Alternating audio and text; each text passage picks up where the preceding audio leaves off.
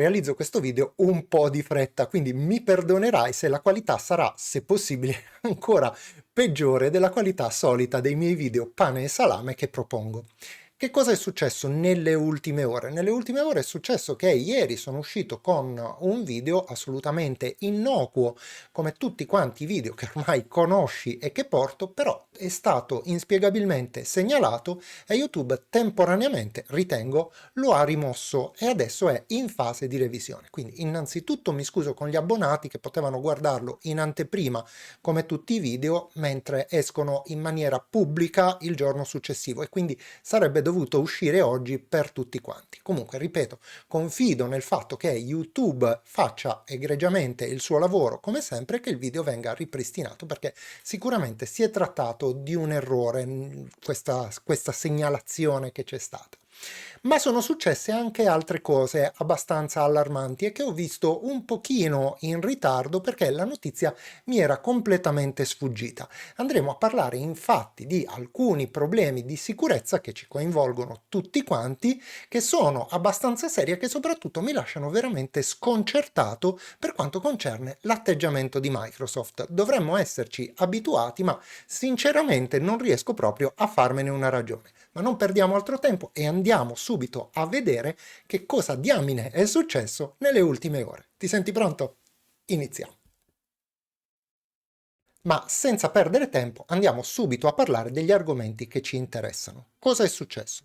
È successo che qualcuno ha messo in vendita uno Zero Day per Microsoft Office e che chiede $200.000, in realtà ne chiede 150.000, per una RCE che fa paura. Andiamo a tradurre questo titolo per i non addetti ai lavori, spiegando semplicemente che uno Zero Day è una minaccia, ovvero una vulnerabilità di cui non si sa ancora nulla, non si conoscono i dettagli e soprattutto i dettagli non sono conosciuti dalla stessa casa madre produttrice del relativo software, in questo caso Microsoft Office in diverse versioni, e che si tratta di una RCE. Che cos'è una RCE? Vuol dire Remote Code Execution, cioè la possibilità di eseguire del codice su una macchina arbitrariamente e senza che il proprietario della macchina sappia che cosa sta succedendo oppure che si possa accorgere di alcunché. Questa inserzione di vendita è stata messa online su questo canale di X o Twitter, a seconda di come vogliamo chiamarlo, che si chiama Daily Dark Web, che è sostanzialmente una specie di notiziario del dark web su cui confluisce tutto il peggio della rete. Se andiamo avanti, infatti, troviamo anche la traduzione in italiano di questo post relativo alla vendita di questa RCE e scopriamo che si tratta di un comando PowerShell che viene eseguito ed è testato su Windows 7, Windows 10 e Windows 11, che funziona su Office 2013, 2016 e 2019, mentre non funziona su Office 365. Quindi, tenendo conto che probabilmente questo exploit sarà già stato venduto, se hai una versione di Office 2013, 2016 o 2019 e lo fai girare su Windows 7, Windows 10 o Windows 11, probabilmente sei a rischio. Viene anche specificato che viene venduto solo ad una persona con una reputazione specifica su questo forum che abbiamo appena visto, dato che il prodotto è specifico e per poter essere sicuro della serietà di una persona è necessario avere un deposito sul forum. Insomma, manca solo ore pasti e astenersi perditempo. Andiamo bene, proprio bene. Sarebbe lecito a questo punto domandarsi che cosa faccia mamma Microsoft, non so se si vedono le virgolette, per tutelarci da questo genere di attacchi, ma è una cosa di cui parleremo tra un attimo perché ci sono delle altre notizie veramente sconvolgenti in questo senso. Mentre l'invito che vorrei rivolgerti è innanzitutto a non cedere ad un facile allarmismo, tanto per cominciare perché non sappiamo davvero nulla relativamente a questo exploit ed in secondo luogo perché ritengo che non sarà un qualcosa che andrà ad impattare sulla massa degli utenti, ma probabilmente si tratterà di attacchi specifici. Quindi se davvero ritieni di avere dei dati particolarmente importanti sulla tua macchina, vedremo a breve come puoi metterti al sicuro da questa situazione. Diversamente, il mio consiglio è di non fare assolutamente nulla. Ma prima di procedere a vedere quali sono le possibili soluzioni nel caso in cui tu ti voglia mettere al sicuro da questo potenziale zero day di cui abbiamo parlato precedentemente, ci tenevo a farti vedere anche questo articolo. Si tratta di Tom's Hardware che titola in questo modo: Microsoft sapeva tutto, ma ha lasciato che i nordcoreani hackerassero Windows. Vado a leggere direttamente il testo dell'articolo.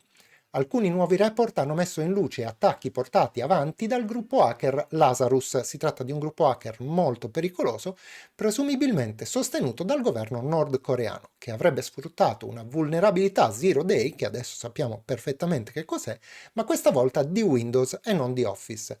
Fino a qui nulla di strano, se non che Microsoft avrebbe rilasciato una patch dopo ben 6 mesi, pur sapendo che la vulnerabilità era sfruttata attivamente dagli hacker. Allora sei deficiente! Dillo, sono deficiente, lo so! Inutile andare avanti con la lettura dell'articolo perché ritengo che ormai il problema sia abbastanza chiaro, ma soprattutto perché nel frattempo la patch è uscita e quindi se sei stato così furbo da fare tutti quanti gli aggiornamenti, almeno quelli che funzionano, sei già al sicuro. Quello che tuttavia lascia profondamente perplessi ancora una volta è questo inspiegabile atteggiamento di Microsoft che sembra sempre uno struzzo che mette la testa sotto la sabbia di fronte a dei problemi che di fatto crea lei stessa. So quello che stai pensando ancora una volta, perché già sento tutti quanti i commenti che dicono Linux è meglio, passo a Linux, mettiti Mac che risolvi tutti quanti i tuoi problemi, ma in realtà non è così. Non è così semplicemente perché su questo canale, almeno per il momento, parliamo prevalentemente di Windows, ma se dovessi scoperchiare il vaso di Pandora anche per quanto riguarda Linux e per quanto riguarda Mac, credo che in molti la penseremmo diversamente. Ma andiamo adesso a vedere quali possono essere le possibili soluzioni nel caso in cui tu ritenga di avere dei dati così sensibili sul tuo PC e ti volessi mettere al riparo da questa nuova vulnerabilità su Microsoft Office. Naturalmente la prima soluzione possibile è quella di utilizzare Office 365. Questo abbiamo visto non è sensibile a questo genere di attacchi e quindi puoi usarlo tranquillamente. La licenza non costa tantissimo, è possibile acquistarla letteralmente per pochi spiccioli anche su siti paralleli che vendono delle licenze a buon mercato. Ancora un'altra soluzione può essere quella di utilizzare Office Online, di cui abbiamo parlato in un video precedente che ti lascio qui in alto e che può essere utilizzato semplicemente disponendo di un account Microsoft. La terza soluzione possibile è invece quella di utilizzare OpenOffice, cambiando completamente rotta. OpenOffice è una versione di Office completamente gratuita messa a disposizione da un gruppo di sviluppatori indipendenti. Per scaricare OpenOffice, se vuoi farlo, ti basta aprire il tuo browser di fiducia e nel motore di ricerca andare a digitare come sempre Gentiluomo Digitale. Effettuiamo la nostra ricerca e facciamo riferimento al primo dominio, quello che si chiama www.gentiluomodigitale.it. Apriamo il sito ed una volta aperto ci portiamo sulla sezione Downloads, quella qui in alto. Scendiamo un pochino nella pagina fino ad individuare questo software qui, quello che si chiama OpenOffice. Puoi scaricarlo direttamente facendo clic sul pulsante File Download. Ti ho messo il riferimento al sito originale in modo che tu abbia sempre la versione più aggiornata. Vedrai che dopo 5 secondi il download parte automaticamente e dura alcuni secondi.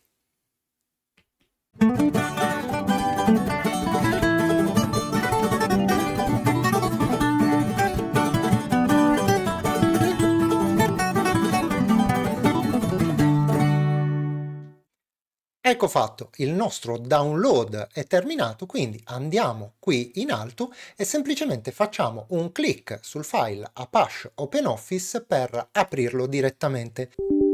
Come vedi si tratta di un file eseguibile e ci chiede in quanto tale di accettare che vengano apportate modifiche al dispositivo, cosa che naturalmente facciamo cliccando sul pulsante Sì. Si avvia immediatamente l'interfaccia di installazione di Microsoft Office, ma prima di andare avanti possiamo chiudere la finestra del browser retrostante. Clicchiamo sul pulsante Avanti, lasciamo tutto quanto come si trova e clicchiamo sul pulsante Decomprimi e quindi nella finestra successiva clicchiamo ancora su Avanti. Potremo inserire il nostro nome e il nome della nostra organizzazione se lo riteniamo e quindi cliccare ancora una volta sul pulsante avanti. Il mio consiglio è di lasciare l'installazione tipica che a mio avviso è molto ben fatta. Clicchiamo ancora su avanti. Può essere utile avere un'icona sul desktop per un accesso più semplice, quindi il mio consiglio è di lasciare spuntata questa voce e cliccare finalmente sul pulsante Installa.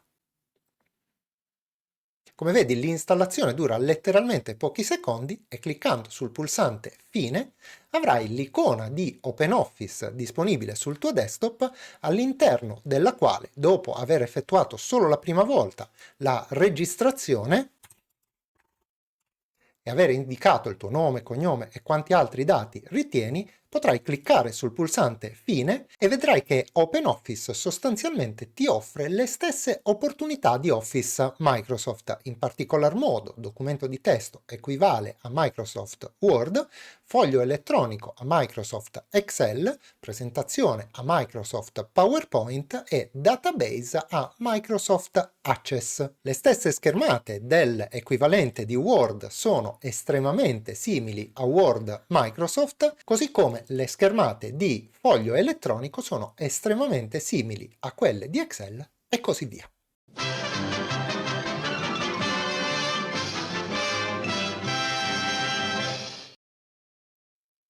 Ti chiedo scusa se questo video ti è sembrato un pochino frettoloso, ma sono davvero con i tempi strettissimi e devo correre immediatamente a lavorare.